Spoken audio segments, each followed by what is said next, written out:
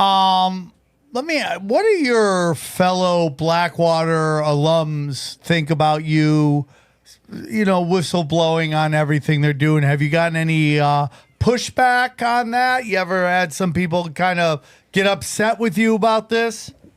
Oh, dude, the Blackwater guys hate my guts. It's spectacular. Dude, it's you guys mentioned earlier, Chris Kyle, the guy that shot Osama bin Laden. Everybody hates their guts because they're out there telling the story. Blackwater's the same way, except it's a bunch of crusty old guys with oxygen tanks and walkers with tennis balls on the bottom that are walking around telling me that I'm an asshole. So does it scare you? I mean, they're like, you're a dangerous guy, but they're dangerous guys. No, dude. I mean, bring it. That's how it is. like Blackwater threatened to sue me for the book for copyright infringement, and I said, "Yeah, show me my contract. Show me where I'm copyrighting infringing." So that one died, but the guy was a dick. He's like, "I'm going to make you and your kids homeless." I was like, "Really? For writing a book? Like you guys are twats, man." And this is the problem with the Blackwater community. I come in and I say we're mercenaries. We were there for money. I fucking loved it. Had a great time. Like, I'll tell you all the good shit and the bad shit that we did in this book.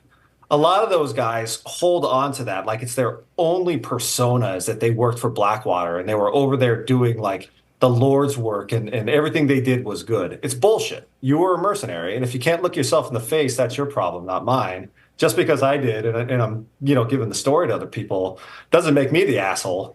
Like, yeah. Fuck them, man. It's very crazy. So it's just, I would, it seems like a bad group to piss off. It's almost some John Wick shit, right? Oh, dude, it was 20 years ago. I'm telling you, all those guys are like, put us back in. Let's get the band back together. And I'm like, dude, you guys can't even get out of bed. It takes you 25 minutes to get your knees moving. Yeah, like what is this? Some Sylvester Stallone? Like the Expendables? Yeah, the Expendables. The Expendables with like geriatric unit. What is this, King of Tulsa? You ever watch it? Like he Tulsa moves so King, and he just acts like he's beating everybody. And I love Sylvester Stallone, but it's like then he got busted lifting those fake weights. Yeah, it was so Dude, funny. it was like The Irishman with De Niro, where they tried to make him look like he was 30, but he just didn't move like a 30-year-old man, even though his face said he was 30. Very much what the Stallone acting was. Hey, I have one question. We talked about this briefly before we started recording, and it's in the title of the book, even Girls. You mentioned that there was a cadre of prostitutes that would interact with the people in Iraq. Could you talk about that? Okay, so when you're sitting there and you're bored, whether you're a GI or whether you're a contractor, there's a lot of downtime, right? It's like 99% boredom with 1% of like pure adrenaline. So what do you do in your downtime? You just sit there and start talking. A lot of these former special operations guys loved hookers, dude. Just loved them. And they would go on so you get done with your first contract, you take 30 days off, and they're like, I'm going to the Philippines and I'm going to go get like 18 hookers. Or I'm on my way home to see my wife. I'm going to get a hooker in Amsterdam on the way. Get a hooker in Jordan. I talk about my buddy getting a hand job from a hooker that gave me a massage later. And he's like, look at her hand. Oh, no. And I was like, dude, really? Like, it didn't even occur to me she was a hook. But, that's funny, dude. Like, dude, that's all we talked about. And the best hooker stories are always the really bad ones, right? Yeah. Like, they're not the ones where, she came in and then we made love and she kissed me on the cheek and left. It's like, and then she screamed in my face, called me an asshole, and then told me she was going to steal my watch and have everybody kick the shit out of me. Dude, I got the shit kicked out of me in Amsterdam because the guy I was with was looking for like the ugly red light district where all the fat chicks are.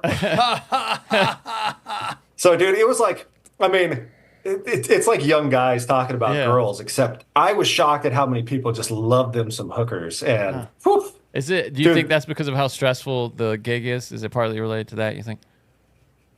Dude, I mean, look, everybody's got an opposable thumb. Like, you can just go beat off if you want to. Yeah. I think a lot of these guys, we're used to being in that. It's an open secret in like the special operations community that like they just love hookers, man. It's just how it Because goes. they got all that cash, right? They just got all that money to spend. You got cash, and then you wanna play ladyboy roulette. Like I'm gonna go to the Philippines and see if I got a ladyboy or not. They do love guns. So it for me, not being a special operations guy, it was pretty shocking, but it was pretty status quo, man. Like, oh yeah, I'm gonna fly into Amsterdam, I'm gonna fuck a couple hookers, and then I'm gonna go home to my wife, and then I'm gonna come home, I'm gonna get a couple more hookers. And then you're in Iraq for like 3 to 6 months, and dude, it was all dudes, you know. So unless you were gonna start playing for the other team, you weren't gonna be hooking up. So That's what I was going to ask. Were there any women at all in Blackwater? Because I mean, we know that they've tried to bring women into the military. Were there any in Blackwater? dude, we brought in one girl, and she was a dog handler, and she was like maybe a 3. She was a dude. She was a beast. But in right? Iraq, she's a 9, dog. That's what I'm saying, dude. I call them war pigs, right? You go overseas, you got the war pig going. She's like a 9. And here's the problem with integrating women into an all male unit is it's not the woman, it's the men that are like fighting over this woman who is disgusting. But they're having fist fights over this chick because, it's like a basketball game, right? 5 guys fighting 5 other guys for 1 hole. And fucking like, dude, we couldn't, the guys, we couldn't deal with it. She was fine. She was like, "Look, I got the pick of the litter. I want that guy. He's got 7 inches," or "Hey, that guy's got big pecs." Like, I love it, dude. That's crazy. I love it. I love it. I love it. I love it. I love it. I love it. I love it. I love it. Sam loves it, I think. Real quick, let's get into Jay Moore. You know Jay Moore. I know Jay Moore. He's a stand-up comic. I just did a show with him at my Brody Stevens event. We were remembering Brody Stevens. How do you know Jay Moore? so JJ actually read the audio for my book. He read it, was like, "Dude, this is cool." So my agent pitched him and said, "Hey, will you read the audio?" And I went out to LA. I got accosted by 17 homeless people. But after that, I met up Jay for breakfast. And we were talking, and Jay's all about this sobriety kick, right? Which is absolutely awesome. Like, he's just one of the happiest dudes I've ever met.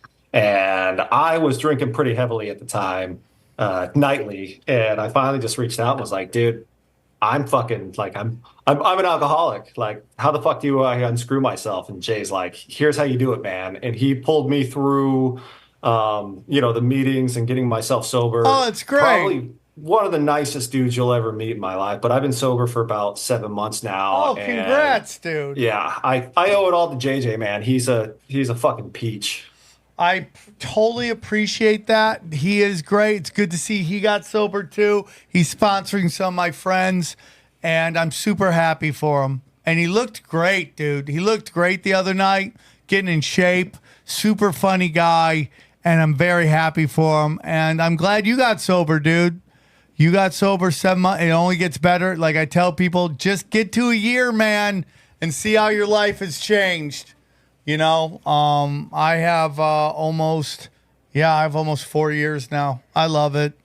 I do think about microdosing all the time, but that's a different discussion. Very excited, man. This was a great episode. Yeah. One more time, please tell them where they can find you, Morgan.